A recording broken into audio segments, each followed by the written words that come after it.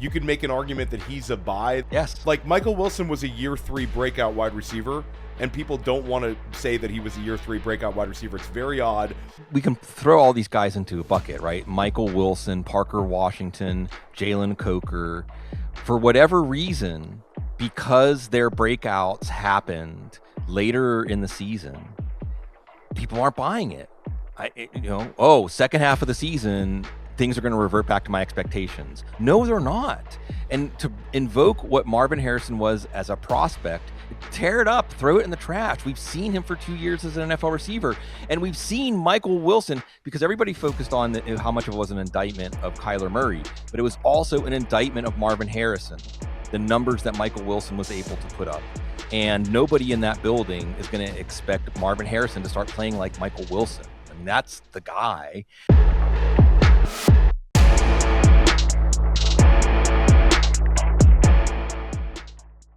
Redraft ends, but Dynasty is life. I'm Theo Gremminger, and today we're breaking down Dynasty trades that fantasy managers should consider making right now. I'm joined today by Sigmund Bloom of Footballguys. And Sig, you dropped like these two awesome trade articles. So I'm like, I got to get Sig to come on Dynasty Life, and it worked out. So we got you here. We're talking trades. Always enjoy reading your trade content, not only in season, but this time of year in the Dynasty Straits.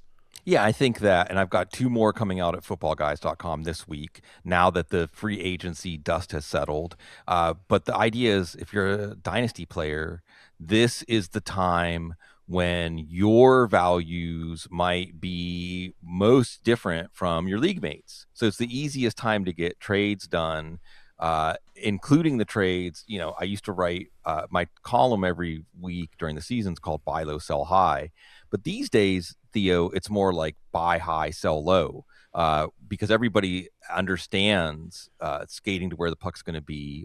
Although sometimes, we'll talk about some players that you would think people would catch up on. And then even with this free agency news, you take a player like Ken Walker. Maybe people are high on him, but they're not high enough. Or maybe you might say this is the time to get out. But there's a lot of players that we will look back, Theo, and 6 months from now, their value is going to be very different. It's not going to stay where it is. It's either going to go up or go down. So it's fun to put a chip on that with trades. And then, of course, it applies to the early best ball streets. And in some ways, you can do your early best ball drafts and see where the ADP, that player went way earlier than I would have taken him. I have him in one of my Dynasty leagues. I should trade him, or vice versa. Like, I can't believe he's still on the board. I should be putting out some Dynasty trade offers because my view of this player clearly is very different from the consensus. That's an unbelievable point, and one that I've made a couple times throughout the year, Sig, is if you use the early underdog ADP, because a lot of times the fantasy managers who are actively trading Dynasty also have about a dozen slow drafts going on underdog right now, and they're absolutely influenced by early ADP. Sometimes we get these guys steaming up in ADP, and it creates like a window for you to sell high in Dynasty. And just to give you props that you mentioned earlier, like buy low, sell high is so antiquated in the Dynasty streets. You've been so good about this and like explaining this over the years. Like buying high, it sounds like weird advice, but a lot of times the market is not accurately baking in like why this guy is so high in the trade market. And on the same token, like fantasy football is one of the only games where like the bottom is 0. So you're saying like a falling knife, like this guy's a falling knife right now. I can't sell him now, but then he gets to a point where you can't even get a third for him 6 months from now. I mean, so many of these cautionary tales exist, and you still see dynasty managers making that same mistake of trying to time the market perfectly. And I think if I could make a public service announcement, I'm looking into the camera when I say this. Usually it's some important life or spiritual advice, Theo, but this is going to be fantasy football. Don't get hung up on winning trades. Yes. Don't get hung up on if you showed 10 people the trade, who would they vote won the trade? Because I would submit, and someone should run the numbers on this, I would submit, I don't know how exactly you would do it, but when we're looking at, as I said, these players' values are going to change. We know they're going to change. We know one thing, 6 months from now, Ken Walker is either going to be like a top 5, top 7 running back and untouchable, or he's going to get hurt in week 2, and we're going to see like, well, that's why Seattle didn't want to invest in him, and we're going to have more misgivings, and this value where he's out right now is going to represent a high point.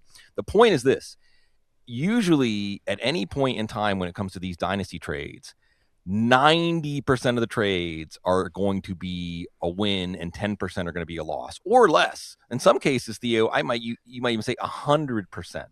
100% of the trades are wins or losses. In other words, if you get hung up on, well, they asked for a second, I only want to give a third as a throw in. When you look back, if you're right, it won't matter if you gave a second or a third. It will just matter, did you get the deal done? The calculator traders in Dynasty, and you're in leagues with these guys where you get these weird offers where it's like a 4-for-1, or on the flip side, they might ask you for like the farm for some guy. It just, these kind of managers, they shoot themselves in the foot, Sig, because you get so finite in winning that calculator that it crushes your overall team like philosophy and your team outlook for a couple years. So completely agree with you on that one. We're going to have some fun today. We're going to talk about a number of players, but first let's talk about a subject. Yeah. We are in the month of March. March is moving along. We're recording this towards the tail end of March, and the NFL draft is right around the corner. And then you've got, for a lot of us, those rookie drafts are the first week in May. It's like just to kind of, that's how FFPC does it. And It doesn't really matter when your rookie draft is, but the way the market is heading, we have a very clear Dynasty Rookie 101 in Jeremiah Love, and then some question marks as to who's the 102. Right now, Sig, if you're sitting on the 101, what would it take for you to sell it in terms of rookie picks? And on the flip side, what would be a price you'd be willing to pay moving up from the 102 to the 101? I would just not trade the 101. In terms of rookie picks, I would not trade the 101. If you want to use the 101 in a trade, I might be looking to flip it. I can't even say flip it for Ashton Genty, because I think that Love, in an absolute sense, is probably a better prospect than Genty. Although a lot of what we saw as a letdown from Genty last year was organizational. There's a lot of stats to back this up, right? But that's the idea, is you would use that 1-1 to, I would trade 1-1 for Brock Bowers in a tight end premium or something like that, but only to get somebody that is a massive, massive difference maker, or to plug 2 or 3 holes with like top 5, top 10 options. And he's that far ahead, because now I will say, to get into the other version of this question, obviously in Superflex, you have Fernando Mendoza.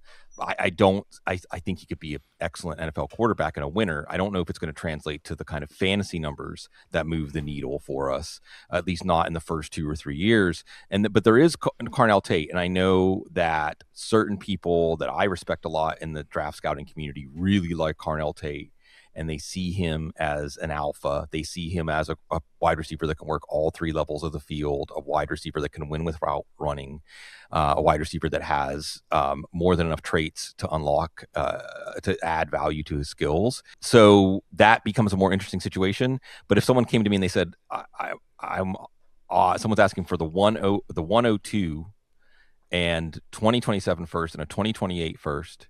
Isn't it interesting, by the way, Theo, that the league's debating going up to 5 years on this now? And they said, I want to trade. I'm thinking about trading 1, 2, and 2, my 2 future firsts for 1-1. I'd say do it.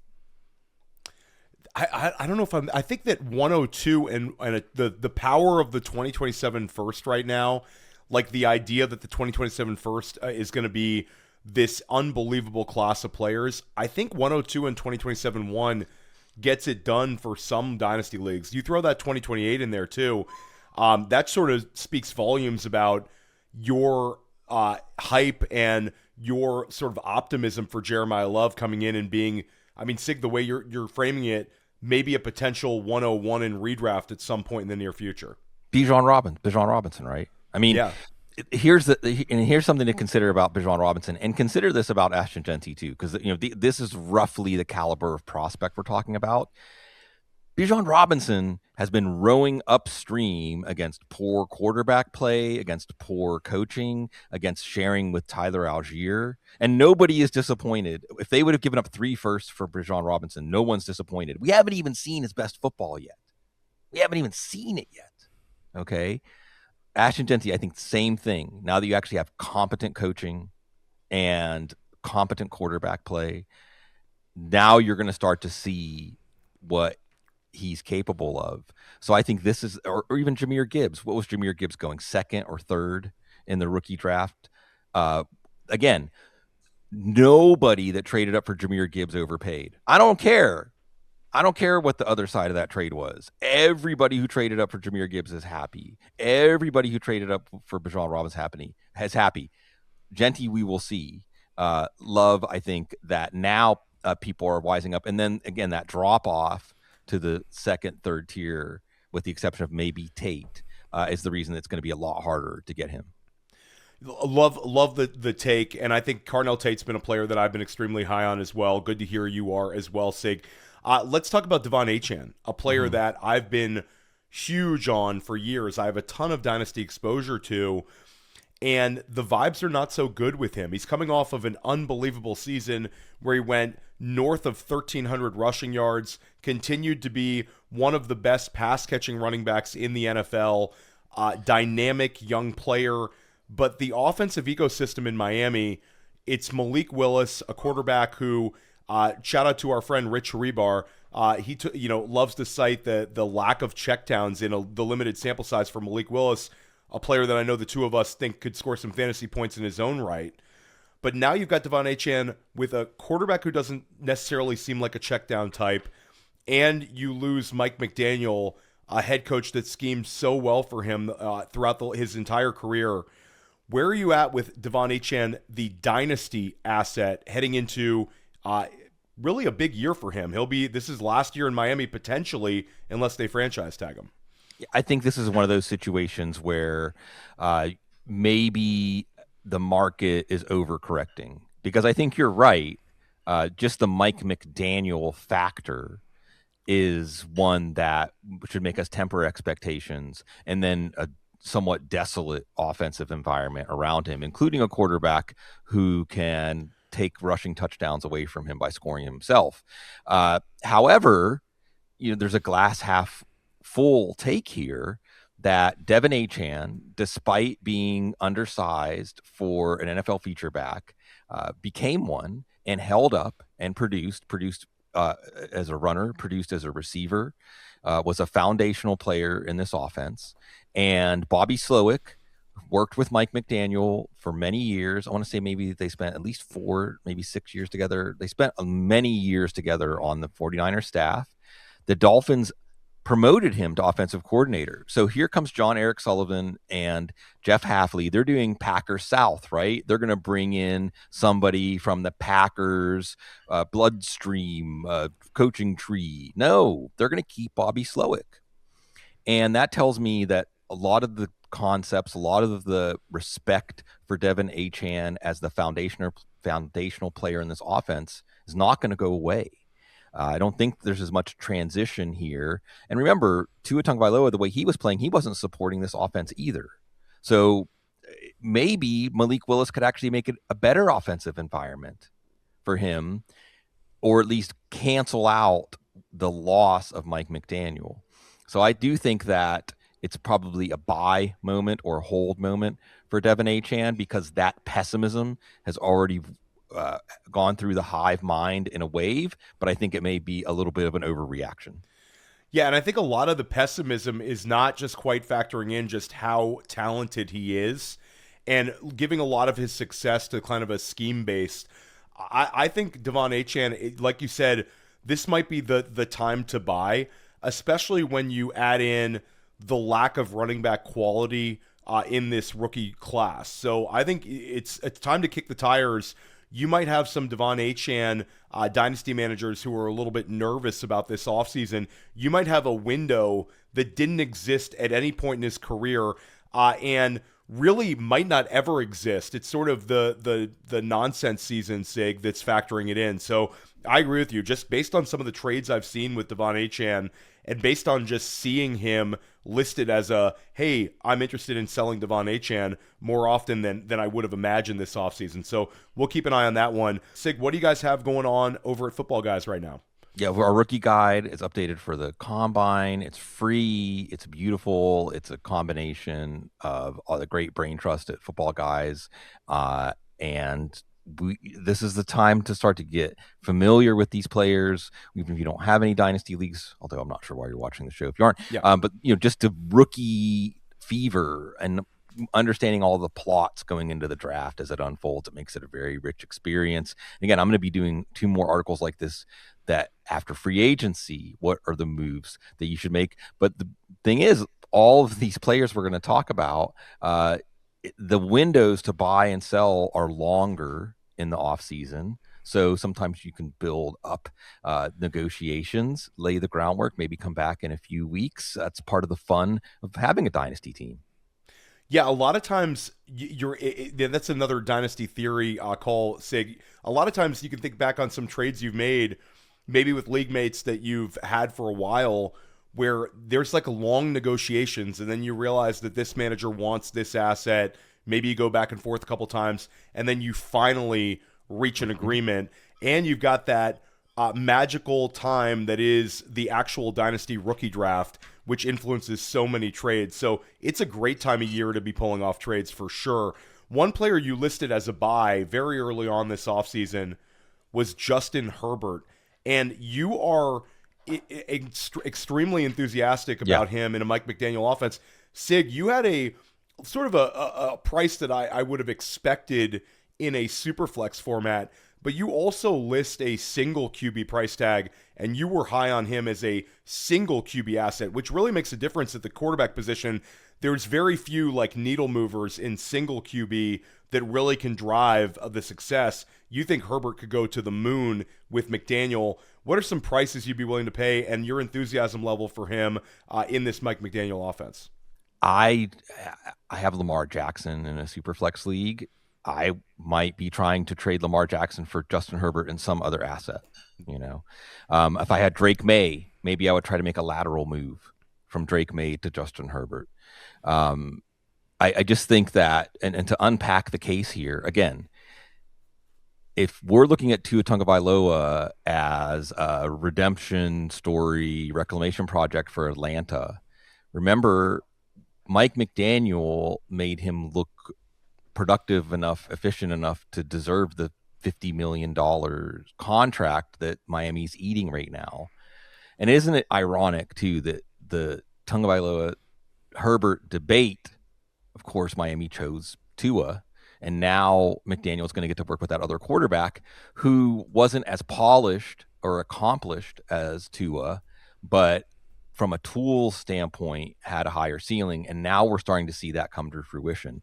And what's really exciting about Justin Herbert, and the free agency has only solidified, I think, the stance to, again, overpay for him. What looks like overpaying now is going to look smart once the season is underway.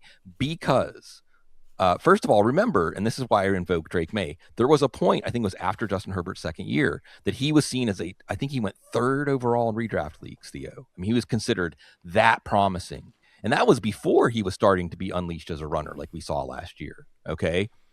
Now you have Mike McDaniel, and what's really encouraging about free agency is almost every single Chargers source, every single Chargers beat says, if you look at the Chargers free agency moves, it is giving Mike McDaniel letting him make a shopping list. What do you need? I need my fullback. I need a blocking tight end. And by the way, Oronde Gadsden is a buy, not a sell. And we need some guards. They brought some guys back. Also, they were trying to preserve the 3rd round comp pick that they're going to get for Odafe Owe. That's important. If you're like, why did they bring back Trevor Penning? Why did they bring back these guys? Why did they go after Tyler Biotish? Because he was released by Washington. He doesn't count against the comp pick formula. And Biotish is an important player for a zone blocking scheme to have that center right. And remember, they had not great play from their guards last year, and their tackles were hurt. So if we can get this offensive line solidified, if we just get Joe Alt and Rashawn Slater to play like 16, 17 games. That alone is a massive bump. Look at the numbers for Herbert in games with Alt and games without Alt last year. It's a massive difference, okay? But then you have Mike McDaniel and all this efficiency. If you go back and look at the 2023 Miami offense, the chunk plays broke those charts, just absolutely broke those charts. They produced big plays at a level that we hadn't seen before that, and we haven't seen again. Well, perhaps part of the reason we haven't seen it again is because, as we saw, Tua Tagovailoa became a very limited quarterback. I think it's very interesting to bring up Darren Waller saying he seemed traumatized. I saw one guy in practice, and then in the games, he seemed like he was hesitant because of the head injuries, because of all the hits he had taken. So I think that perhaps there was another level for the Miami offense to go to or evolve, and Tua couldn't evolve with it. Justin Herbert can. So I think there's no way to be overly optimistic about this. This is one of those ones I save the Back to the Future take for this one, Theo. Where this offense is going, we don't need roads. I love the reference, and Harbaugh's continually talked about wanting to get Justin Herbert that MVP. I think the offense, the offense in LA, could end up potentially leading the NFL in points per game this year. I don't think that's out of the realm of possibilities, which is interesting because you mentioned Justin Herbert as a buy. I think that you might have headlined that in terms of your buys article. And then you mentioned Oronde Gadsden. You're bullish on the offense, but Omarion Hampton you listed as a potential sell. Is this a market timing thing, Sig? Yes. Where, okay, then expand on that. Well, it's a couple of things. It's a couple of things. Okay, look, early underdog drafts, he's going the 15th. Yep. Whoa. And he's at the 1-2 turn in early FFPC 350s, oftentimes ahead of Genty. Like, whoa. Because, okay, there's some things that we need to keep in mind here. Yes, Omarion Hampton produced. Yes, Omarion Hampton was more involved as a receiver than we expected in his early stint as the lead back. But I want to point out to people that, number one, Najee Harris was outplaying him when Harris got hurt. If Najee Harris doesn't get hurt, we might be looking at Omarion Hampton as a kind of a bust. Number two, I did not see Omarion Hampton. I think the Chargers just overdrafted him. He has something to add to a backfield, but he is not a backfield in and of himself. You know, he's not very elusive. He's not a creative runner. He doesn't have great lateral agility. Okay. He is a running back that can create a lot of kinetic energy because he's a big back who has initial burst, who has speed. And I have no doubt that Mike McDaniel will know how to harness that. But there's also Kamani Vidal. Now, Vidal, after Hampton came back last year, go look at the snap shares. Hampton was not a full-time back. He wasn't even the lead back in terms of snaps. Kamani Vidal was in terms of snaps. So last year, there are situations that Vidal was the better running back to have on the field. I don't think that Mike McDaniel is going to say, no, Hampton should be on the field as much as Christian McCaffrey is or someone like that, or even De'Von Achane. And then you have Keaton Mitchell. Now, this one is very interesting to me, Theo, because the Keaton Mitchell, De'Von Achane overlap is probably what, and again, these free agent moves indicate to me that they went to Mike McDaniel, said, what do you want? Probably, remember this too, McDaniel was coveted. He was coveted as an offensive coordinator. He got to choose his job. He chose this job. That goes back to the Justin Herbert take. But with Omarion Hampton, you're like, well, what does Mike McDaniel think of Omarion Hampton? Well, they signed Keaton Mitchell. Keaton Mitchell is the running back who can create the De'Von Achane chunk plays here because of his initial acceleration, because of how fast, how quickly he gets to top speed, and the way that Mike McDaniel was able to create space in defenses. This is really exciting. And Keaton Mitchell on 5 to 10 touches a game absolutely can be relevant. But what people are failing to see here is this is a 3-back backfield. This is a 3-back backfield. And just Hampton has no business being as high as he is in early drafts. And then if you look at Hampton as someone that you can pivot to Genty, you can pivot maybe to 1-1, use Hampton as the main piece there. Hampton for Achane straight up. You know, if with all this excitement and people overlooking that the move that was made in the offseason in the backfield was not an endorsement of Hampton. It was an endorsement of adding a lighter, more agile back. I think that Mike McDaniel saying, I can work with Omarion and Hampton, but I need some other guys too. I think that a lot of your takes are super interesting when it comes to the Chargers, especially when you're so bullish on them, but you're willing to sell the most valuable dynasty asset. I had the same take on a show a couple of weeks ago with Garrett Price right here saying, mine was sort of, I'm bullish on Hampton, but I feel like the dynasty marketplace has pushed him up into a place where it's literally impossible for him to gain value. Yeah. The next step is he's got to have a Bijan Robinson-like season to get to that, a tier higher than this.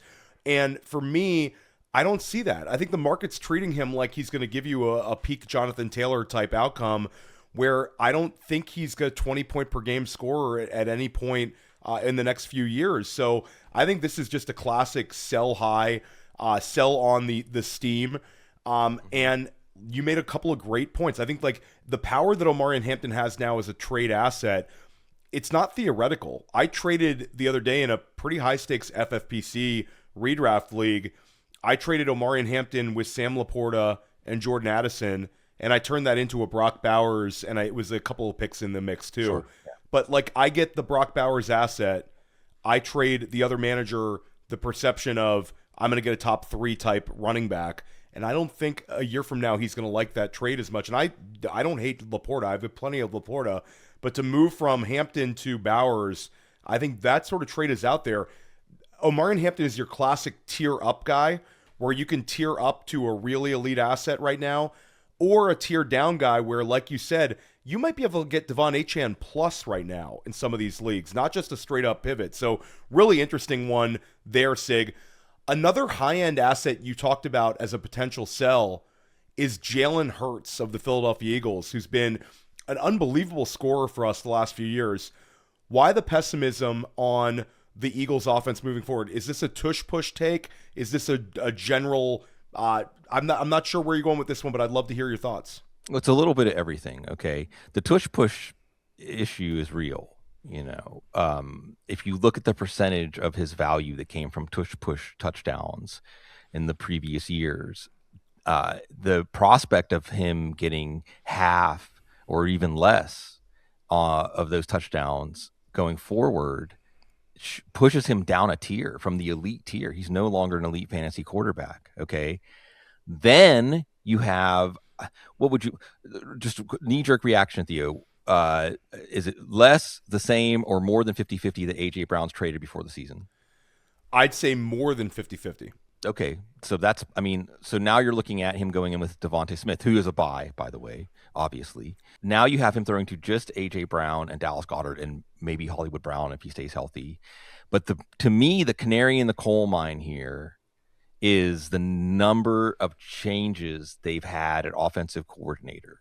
And yes, we know that Kellen Moore is a good offensive coordinator. We know that Shane Steichen is a good offensive coordinator. You know that these guys add value. We can see what Kellen Moore did with Tyler Shuck. We can see what Shane Steichen did with Daniel Jones. Okay, but then you take away those guys, and yes, Kevin Patullo and Brian Johnson, they're not exactly in the Hall of Fame of coordinators, but you saw how much that performance dropped off, the efficiency dropped off.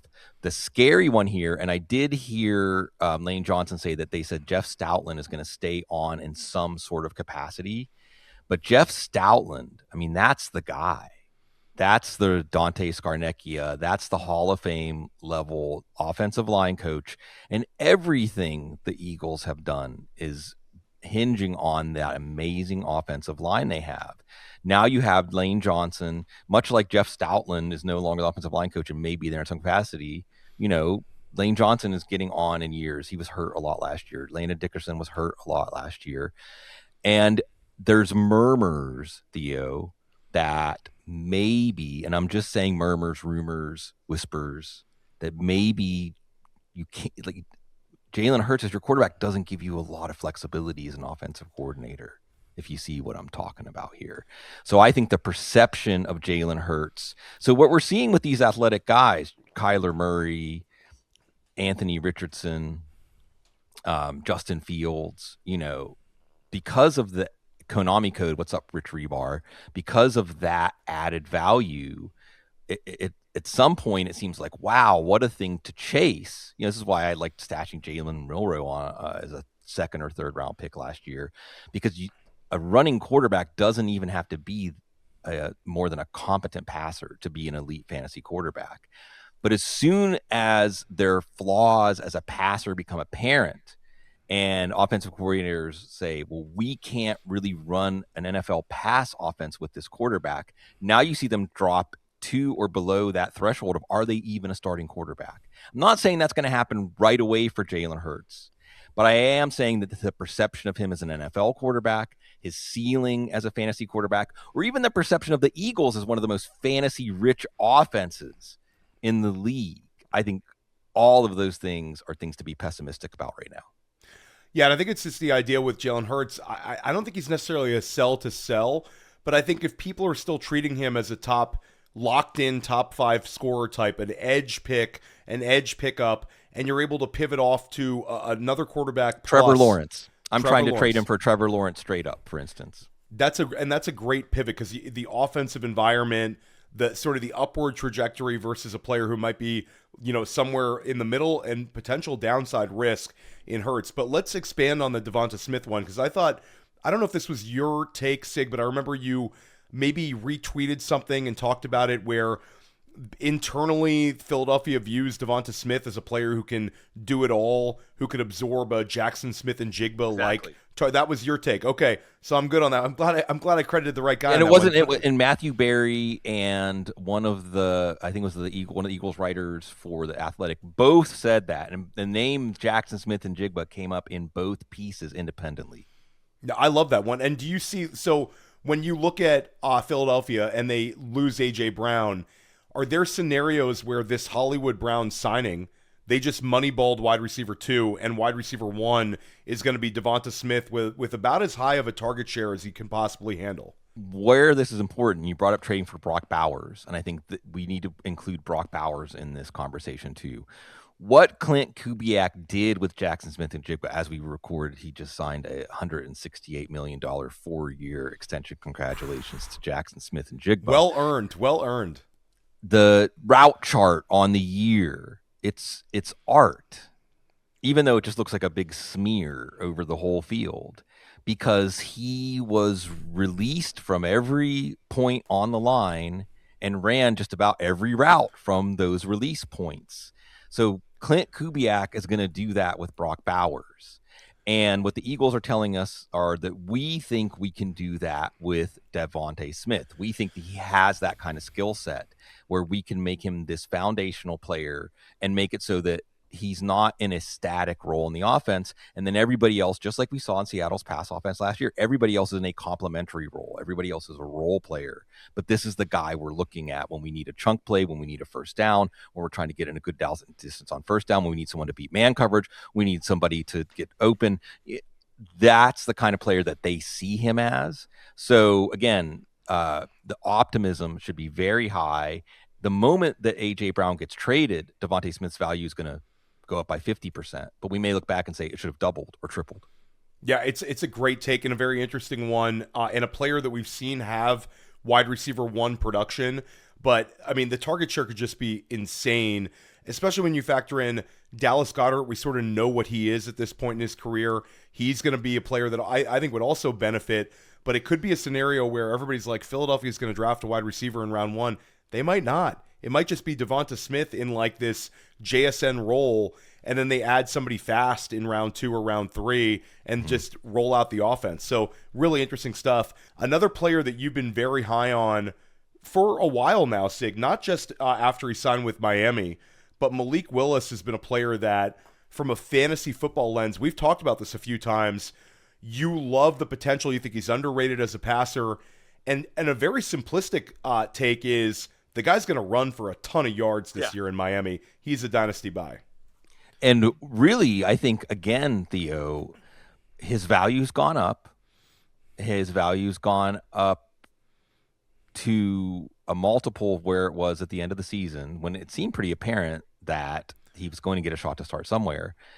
But it still reflects, I see a belief out there, well, he's just going to be, I mean, especially now that Jalen Waddle was traded, well, he's just going to be the quarterback for a year or two, and he's going to be exposed. And that's not the only possible outcome here. I think that folks need to consider a couple of things when they're looking at Malik Willis. Number one, again, and if you've heard me talk about him, you've heard me make these points, but I think they deserve repeating. Number one, smart people about football said that he could be a top 10 pick the year that he came out. And what that really reflects are the tools that he brought, the ceiling that he brought. Now, he fell all the way to the third round, but that doesn't change that if one of the teams picking in the top 10 was enamored, because we saw, again, look where Justin Fields went in the draft. Look at where Anthony Richardson went in the draft. Malik Willis has tools that tilt the field if you get that competent passing. And what you see when he changes scenery to Green Bay is clearly something clicked. And clearly, again, John Eric Sullivan, part of the organization that went after him and got him for a 7th round pick. They're going to get a comp 3rd or 4th for their trouble. Green Bay is for that wise decision.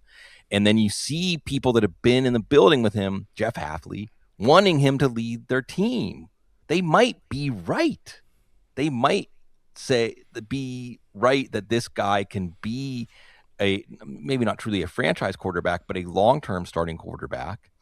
And when people say, well, he's going to fail because they traded Jalen Waddle, I want to submit this for folks to understand.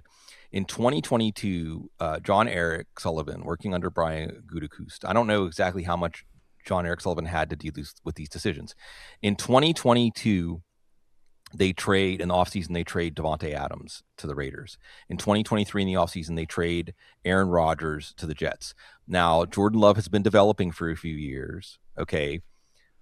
Jordan Love in 2023, his top 6 targets were all first or second year players. Romeo Doubs, Jaden Reed, Dontavian Wicks, okay, Christian Watson, Tucker Kraft, Luke Musgrave. Those were the top 6 wide receiver tight end targets. They were all drafted in 2022 or 2023. There was no holdover stalwart player. Oh, okay, well, how did the Packers do that year? Oh, they just went to the playoffs, won a game over Dallas, lost in the final minutes to San Francisco, who ended up losing the Super Bowl in overtime. So John Eric Sullivan has seen that with a properly developed quarterback, you can develop targets around him. You don't need established targets. He's seen it work once before. I think he's trying to do it again, and I think people are discounting the possibility that it could happen again. Yeah, I mean, I think Malik Willis from a fantasy angle is going to score fantasy points. I mean, it's pretty night and day. You've talked about underrated as a passer, but it's the rushing production is just so strong. Then you talked about like how people viewed him as a prospect, which I thought was a great take. Brett Whitefield was huge on Malik Willis as well. You know, a lot of people were disappointed seeing him go in round 3, but he lands well in Green Bay. There's some parallels to Jordan Love here. And then you talk about what do NFL teams look, what's the out here? Let's say Miami's really bad. Let's say that they end up saying, you know what, we're going with Arch Manning. Thanks a lot, Malik Willis, but you're moving on next year. Malik Willis was a player that this Green Bay trust brought over with them. And everybody talks about how he's like a high character guy, a great locker room presence. That's the type of player that ends up getting another bridge quarterback job. Really, really interesting stuff there when it comes to Willis, and a player that we're going to keep an eye on all offseason. Let's keep this conversation going. We talked about Omarion Hampton as a potential dynasty sell. Another year or two back that had some unbelievable highs and some really, really tough lows this past year. And the Super Bowl and the stretch run were not kind to TreVeyon Henderson. Where are you at with him as a dynasty asset right now, Sig? It's easy to like a guy who's ripping off 50-yard touchdowns, giving us 10-plus touchdowns as a rookie, 1,100-plus yards, but there's some concerns about his usage with Ramondre Stevenson still on the roster. They overdrafted him. I mean, I think the Patriots realize this. I think they took a player in the early second round that is going to be a lightning in a thunder and lightning backfield. That's his ceiling. I wish I would have gone stronger to the downside on him, because I remember people were thinking about him maybe as a Jahmyr Gibbs kind of player. And I didn't see that. And Matt Waldman still had some, get your RSP, everybody. Matt Waldman still had some optimism and compared him to Jerick McKinnon. And Jerick McKinnon was a player that before his injury was considered, going to San Francisco, like a potential breakthrough fantasy running back. So we have to include that. And then even as a limited running back later in his career, he was a league winner as a Swiss Army knife kind of player. But I think we saw with TreVeyon Henderson, all of the designs they had to make him this dual threat weapon, it didn't work. It didn't come to fruition. He never had an impact as a receiving running back. And I thought what was telling, there was a play, Theo, that Ramondre Stevenson made as kind of running a wheel route, staying on the same page with Drake May on an extended play where May hit him. And I don't know if it was a long touchdown or just a long passing play, but they said after the game, this was a play we ran with TreVeyon Henderson in practice. But it worked with Ramondre Stevenson in the game. I'm adding that part. And then what do we see the trend as the season goes on? Usually come December or January, we're like, well, they're not rookies anymore.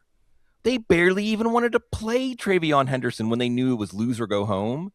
What did he put? A couple of those games, didn't he play like 4 snaps or something? Yeah, it was, I mean, just insanely low usage. And then we get to the Super Bowl where you have, the sort of, we'll keep a candle burning. Maybe we're going to see some TreVeyon Henderson heavy usage in a game that's obviously has the biggest one in the franchise in quite some time. And it was Ramondre Stevenson yet again. So Stevenson throughout the playoffs, Stevenson in the stretch run. For me, it's difficult because I was higher than you on TreVeyon Henderson, the prospect. I liked Matt Waldman's Jerick McKinnon one. Jerick McKinnon, like anybody thinks that's like a slight. McKinnon in Kansas City was absolutely electric. We thought that could have been like an outcome for Henderson to be used in that regard. But even in like the bullish cases with Henderson, this coaching staff just loves Ramondre Stevenson. Yeah. So then you're talking about year 2 Henderson. There's chances that like maybe Ramondre is gone in 2027. Then you're still going to be dodging bullets because maybe New England doesn't view him as a player that takes that next step volume-wise. So I don't know. For me, I think we're going to get better buy windows for TreVeyon Henderson. If you're a TreVeyon Henderson optimist and you think that we're being a little too pessimistic about this one, I think you can wait to buy like game 4, game 5, Sig. I think there's going to be another window where Ramondre gets that. And to your credit, you were high on Ramondre Stevenson last offseason. Came on School of Scott with Scott Barrett and I. You talked about Ramondre as a value. I don't think enough people gave you props for that one, but you were all over it last offseason at cost. I think Ramondre, they'll go into the season looking kind of very much the same. Maybe there's an A.J. Brown there. That would be exciting, but I think it's going to be a lot of Ramondre Stevenson out of the backfield. It's just tough to take. One player you've talked about as a buy this offseason, and we like seeing Brian Daboll ending up on this Robert Saleh coaching staff in Tennessee. Cam Ward, you're listing as a buy. Had some tough moments this past year as a rookie, but couldn't have been a worse situation for him as a 101 than what was handed to him in Tennessee last year. Things are pointing at least somewhat in the right direction. Better coaching for sure. And this is a player that we need to be careful to not box score scout Cam Ward, because yes, he didn't make a fantasy impact last year. However, his coach got fired midseason. Uncle Mike McCoy was running the offense or running the team at that point. He was throwing to 2 4th-round rookies. Okay. This team was a ghost ship. And what did Cam Ward do? He got better as the season went on. I cannot remember exactly who it was that I think someone got traded from the Titans, Theo, and they said one of their parting shots was Cam Ward's going to be really good.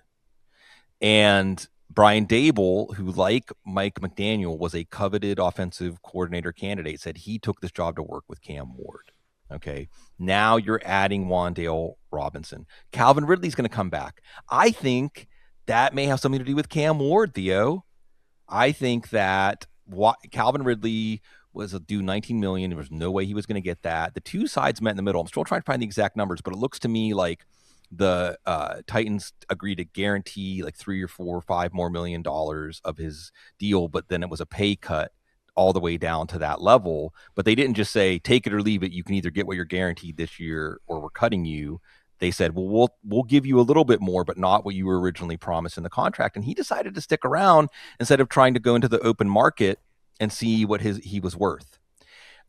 You have players now that if we added potentially a Jeremiah Love, everyone's talking about that. Now you have balance, and Jeremiah Love is also an excellent receiving weapon. And Cam Ward was starting to run a little more. But I think that the fact that Cam Ward, in that kind of situation, I mean, he was basically the leader of the team. And notice that the team also played better as the season went on. These guys rallied around him. I think there's a lot of signs that he's going to be a really good NFL quarterback and a really good fantasy quarterback. So going back to some of our previous players we discussed, like Jalen Hurts for Cam Ward plus. Yes, sign me up for that. And that's available everywhere. I think it's interesting with Cam Ward. You know, you mentioned briefly sort of the rushing production, which has never been something that's sort of been synonymous with Cam Ward. But Brian Daboll, we saw his first year as the New York Giants head coach. Daniel Jones had that year where he had like 700 plus rushing yards. Can we get Cam Ward to 300 rushing yards? Right. Like, it's not like a huge ask, but just some designed runs, a little bit more of a, hey, be an opportunistic scrambler. And then you bring up just sort of the offensive ecosystem. Wan'Dale Robinson is a player that I think people have sort of capitulated to over the years because he's a great target earner. He's had 140 targets in consecutive years. Then Brian Daboll brings him with him to Tennessee. He goes and reunites with Daboll. Having that sort of an easy button, professional slot receiver is going to really help Cam Ward. If you put a Jeremiah Love out there, that sort of offensive focal point, I think there's a chance he has a real big leap forward. Now, do I think he's going to be an effective in single quarterback leagues? No, but I think in Superflex you could see Cam Ward make an impact, and I certainly think he's really priced well in best ball drafts right now. You're getting him like quarterback 26 price tag, Sig. Ugh. No one is baking in any sort of Cam Ward leap forward. I think he could end up being top 18 this year, scoring top Easily. 15 even. Yeah. So we are right there on Cam Ward. Another tight end. This is a year for tight end. You mentioned Oronde Gadsden. You got a bunch of these year 2 tight ends that people are ecstatic about. We mentioned Brock Bowers. We're going to talk about Trey McBride a little later. But one tight end that's sort of under the radar is Brenton Strange in Jacksonville. Everyone loves the Jacksonville offense. Everyone thinks Liam Cohen is a genius. Trevor Lawrence, everyone's optimistic about again. And then all the talk has been, and I know because I talk about it on pretty much every single podcast, Parker Washington, Jacoby Myers, Brian Thomas Jr. Let's pick one here. Let's talk about the wide receivers in Jacksonville. And Brenton Strange is just a little bit under the radar here as an effective tight end. Your thoughts on him? Is this a sort of a get-you-through tight end in Dynasty, or is there more to his profile? He could be the next Tucker Kraft. And I mean, maybe not quite as dominant as a run-after-catch force, but he's a very similar player. He is a psycho as a blocker. He is, on terms of per target efficiency, one of the best tight ends in the league. You saw his chemistry with Trevor Lawrence. I don't have the numbers in front of me, Theo, but I know like before his injury, his conversion of targets to catches was unreal. Like, I don't even know what it was, something like 90%, very, very high. And at a time that Trevor Lawrence was inefficient throwing to most everybody else in the offense, that was a guy that was immediately on the same page with Trevor Lawrence. Immediately how Liam Cohen was moving using Strange in the offense was working. And then he got hurt in the middle of the season. This is one of those cases where let that allow you to get in on this guy, because I think if he hadn't gotten hurt, Theo, remember that bar is so low at tight end for fantasy relevance.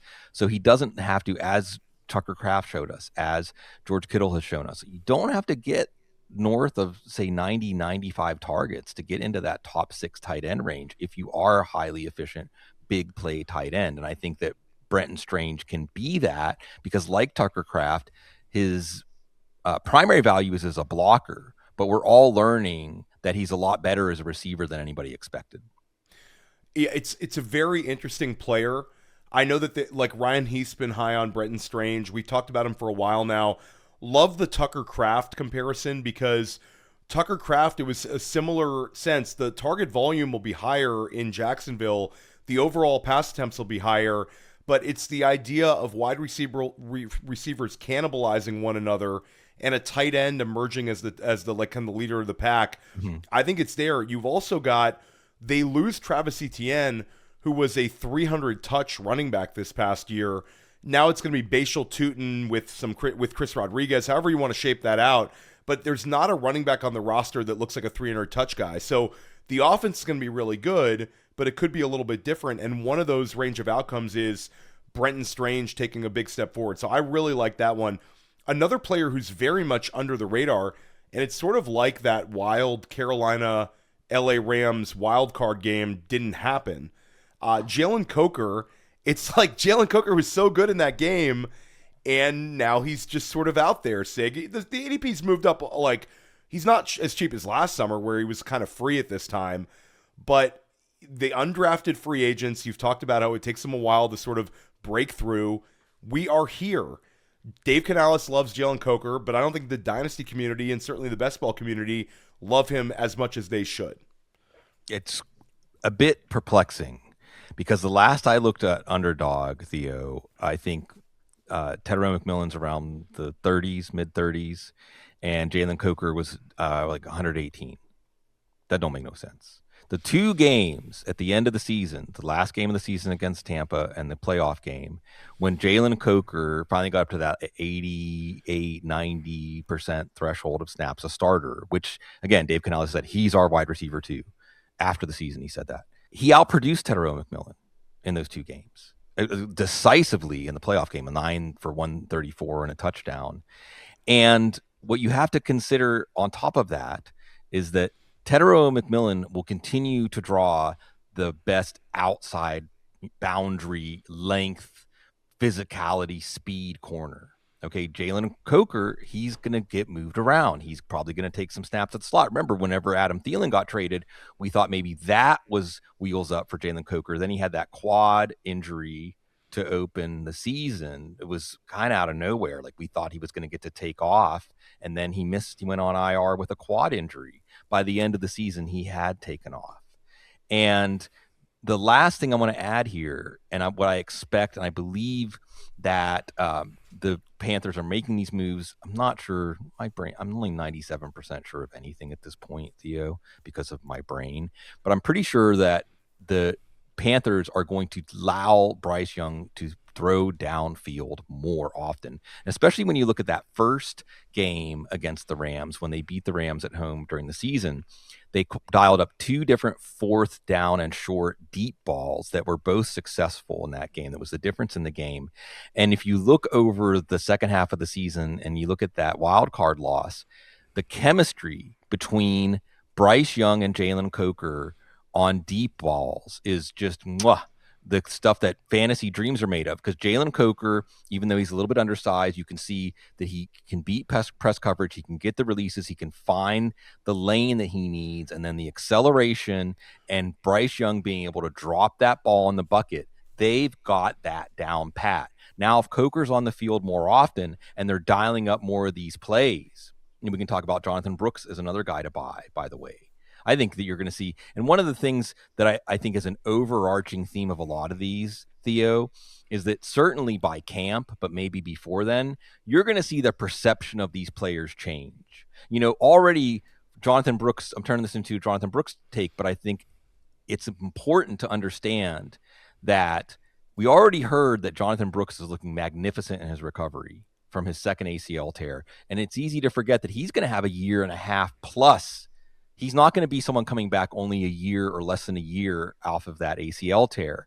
He was considered a player that if he hadn't been coming out on an ACL tear, he was a first-round pick. He's a 3-down back. He was a skilled back. He's not just a back who was highly considered because of traits. And if the Panthers are telling us, if they're not trying to sign Rico Dowdle again, and they're telling us there's a role for him. We saw that Chuba Hubbard is not going to be stiff competition if there's a back that is physically superior to him. And Jonathan Brooks healthy absolutely is physically superior to him. Theo, I think by the first week of camp, as long as Brooks stays healthy, people are going to be saying, well, who's the starter? Or how is this is this going to look like the Dowdle Hubbard? But the price still doesn't reflect that. So I think you're going to see the perception of these players change. And if you're looking at the groundwork that was laid for how these offenses will change, or the roles or the growth of these players, it's not that hard to get out ahead of it, whether it's positive or negative. I love the Brooks take. I love the Coker take. It's sort of the guys that have been with Dave Canales from the start in Carolina. They've both been around the organization. Jonathan Brooks, I mean, like, not to get like too like overarching and big picture, athletes are coming back much quicker. I mean, anybody who's an NBA fan, like anybody, I'm a New York Knicks fan, Sig, and when Jason Tatum went down in that game, it looked like a potential career-affecting injury for him. And that was last year in May. The guy comes back 10 months later from a torn Achilles tendon, which is like about as bad as it gets for a basketball player. He's back 10 months later. Now we hear about Chris Bell, Louisville, not to get like too NFL draft specific, but Chris Bell could be ready for training camp. It's insane how quickly. So Jonathan Brooks, anybody sort of writing him off, this was a player that when he was a prospect, collectively, there were so many smart people not only high on him being a fantasy asset, but a player who could end up being like a top 5 running back in Dynasty. So like the two-way ability, the lack of a drop-off between him and Bijan Robinson at Texas, Jonathan Brooks, we're not only adding him, but we're rooting for him. Coker in the same sense. Coker was a undrafted free agent. The same year Carolina drafts a wide receiver in round 1. Xavier Legette, not going to happen. But Jalen Coker, 24 years old, it could absolutely happen. So we're sort of betting on both of those Carolina Panthers. Let's talk about the Arizona Cardinals. And first of all, let's talk about Marvin Harrison Jr. We're back to optimism season. Arguments being made out there. The Michael Wilson stretch could have easily been Marvin Harrison Jr. And now we have Mike LaFleur. We have a McVay disciple taking over. It's finally going to happen for Marvin Harrison Jr. in year 3. Do you share this optimism? No. And what evidence have we seen that it's going to happen? So I think here's something you can take advantage of in fantasy football. Optimism about prospects dies hard. And we already talked about this. Like TreVeyon Henderson is still going 2 or 3 rounds ahead of Ramondre Stevenson in early best ball drafts. RJ Harvey is still going well ahead of J.K. Dobbins. Okay. Again, McMillan and Coker, I think, is a good example of how these highly drafted players. Remember, before the season, Caleb Johnson was going ahead of Jaylen Warren based on nothing at all, except that he was a 3rd round pick. And you would think, we saw this with Kyle Pitts, and I was one of the culprits, because as his price dropped, we thought, well, now it's still attractive to get in because of the pessimism. Kyle Pitts falls from a 3rd round pick to a 6th round pick. Oh, I'm going to take the discount. 6th round pick to a 10th round pick. Well, finally did work out last year.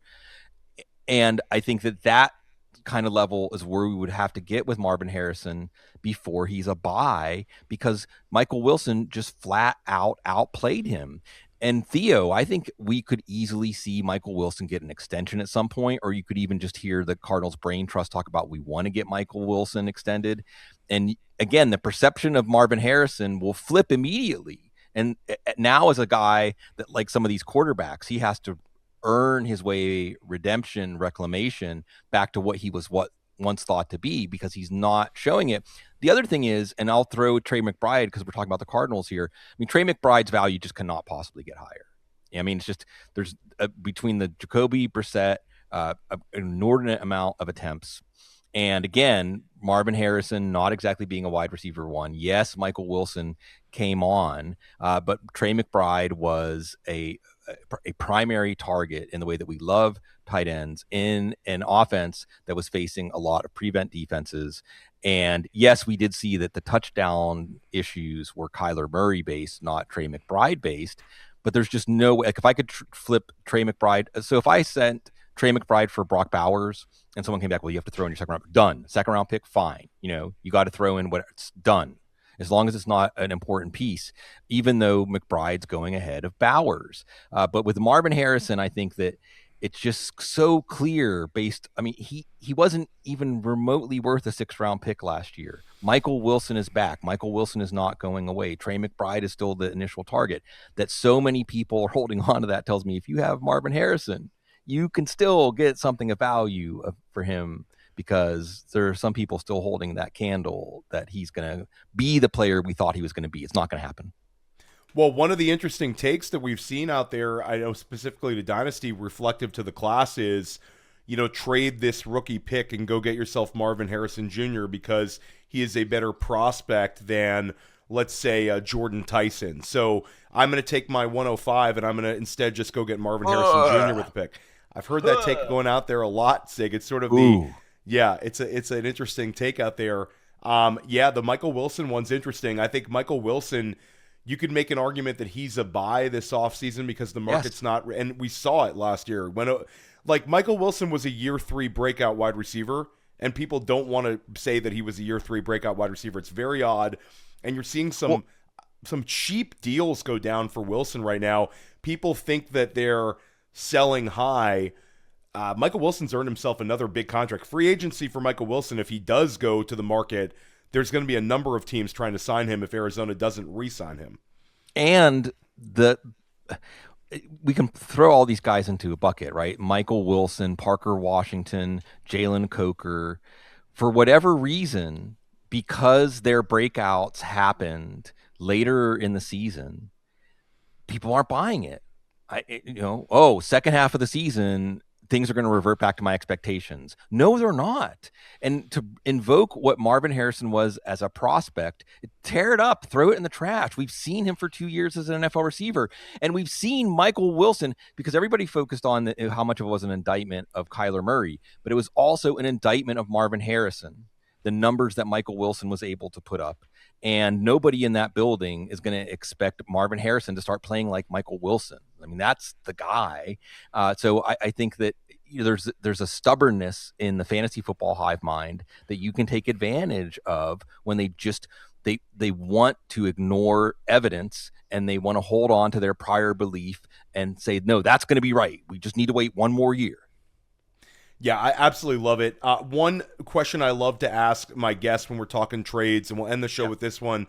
This has been a fun offseason for the old guys landing well. We saw Mike Evans land in San Francisco. David Montgomery gets a Dynasty Lifeline as a Houston Texan. There's a bunch of these guys that are like 28 plus that are in decent situations, not to mention everybody from last year who's back. Who's an old guy that you'd be interested in adding to your Dynasty rosters, your contenders right now? And I think you named him. I mean, I'm going to give David Montgomery a big endorsement here, because David Montgomery, remember, the Texans traded for Joe Mixon, and he was immediately, I think in PPR leagues, points per game basis, like RB6 that year overall. And there's no reason David Montgomery can't do that. David Montgomery is actually going to be running behind a better offensive line than the one that Joe Mixon was running behind. David Montgomery only had about 150, 180 carries each of the last 2 years, so he's got some tread on his tires. He's probably invigorated, to be honest. This is a team with a terrific defense that will keep the running game central in the offensive game plan and in the game script. David Montgomery is absolutely one of those running backs who's like, give me 20 touches a game, give me 20 carries and 4 receptions, keep me on the field in every situation. And the Texans want to feed a running back like that. So this one to me is a layup. Again, if you have a 2nd round pick this year in rookie drafts, I would rather have David Montgomery. I would rather have, I would probably trade a 2nd round pick easily for Jalen Coker. I might trade it for Jonathan Brooks. I think that's the other thing, going back to a point you made earlier. Rookie drafts are coming up. Rookie picks are never worth more than right before the draft through when they're on the clock. And that's when I think this year especially, the smart money is going to be trading those picks for assets. Look at what the Rams have done, right? Let's all be more like the Rams. Yeah, let's all be more like the Rams, and let's all be more like Sigmund Bloom. Get active with some of your Dynasty trades out there. This is a great time of year to really get after it, and we're going to help you right here at Dynasty Life. John Daigle of Establish the Run is my next guest. Look for that show to drop. If you're listening to this on the podcast, make sure and check out our brand new YouTube channel, Fantasy Points Dynasty YouTube. All of my shows from Dynasty Life are going to be there, as well as the crew from Dynasty Points. And I'm doing some YouTube-only content with Ryan Heath, Jacob Sanderson, Thomas Tipple, and more. You can only find it on the YouTube. And also check out the most recent School of Scott. Rich Hribar, who Sig and I both name dropped throughout the show, joined Scott Barrett and I. That was absolutely awesome. Ton of content this time of year. And we are going to also be covering the NFL draft all 3 days right here at Fantasy Points. Make sure you check out Fantasy Points YouTube for that. We're everywhere here at Fantasy Points. We're going to help you crush your Dynasty leagues next season.